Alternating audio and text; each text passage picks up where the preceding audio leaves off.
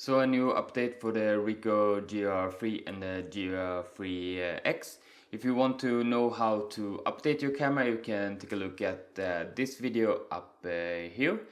But in this video we're gonna take a look at some of the new features from this firmware.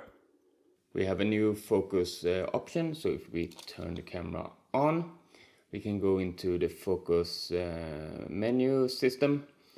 And here we have auto, and here we have the new auto focus area center. So this mode works around the center of the frame, so 9 areas instead of the entire frame. That means that there is less chance that the camera will focus on the ground in front of you. Instead it will be more in the center. So if we choose the auto and we focus, you can see we are pretty low in the frame, and if we choose auto center, we have more in the middle of the frame. So that's a great option, I think, because when I used auto, I would often find myself focusing down here, which was quite annoying. We also have a new snap focus distance. We have a 3.5 meters. So in the image settings or the camera settings, my camera menu system is in Swedish because I live in Sweden. But if we go up here, we will have snap focus distance, and here we can see the new mode 3.5 meters. We also have the new snap distance priority, which Ricoh has added. So if we go back in the same menu system and we go down, we have snap distance priority, and we need to turn that on in the menu system. And we go back. Here we have depth of field 1, 2 and 3. So that changes your depth of field.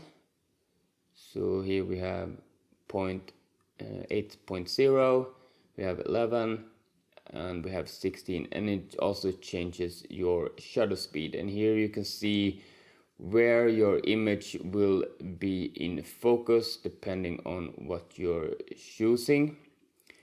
And that also corresponds to your snap focus distance, which we can change with the front dial. So here we have 1 meter, then we have 1.5 meters. So you can see that this is changing. It's also changing your aperture setting. So here we can change depth of field 3, and you can see how this all corresponds to each other. And I think this is great if you just want to quickly change your settings. Of course you can preset all of these settings if you just want to choose like one snap distance.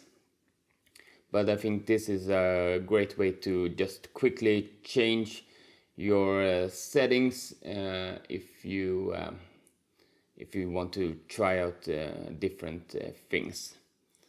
So try and play around with that to see what results you are getting.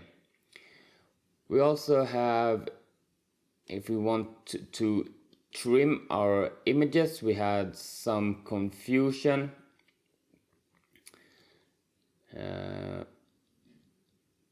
When it came to aspect ratios. So here, if we want to trim an image, here you can see it's 3.2. In the last firmware we had that this aspect ratio was showing the next aspect ratio, but now it corresponds to what you are seeing. So here we have 3.2, here we have 4:3. Here we have 1:1. Here's 16:9. But in the last firmware we had this showing 4:3, but the frame here was 3:2, and here it was showing 1:1, but the frame was 4:3, so that was a bit confusing. So I think this is a great update because now it's aligned with the frame and aspect ratio. That's it for this video. I hope so some of these new features are useful to you and in your photography. But that's it for now. Take care, and I hope to see you in the next video. Okay? Bye.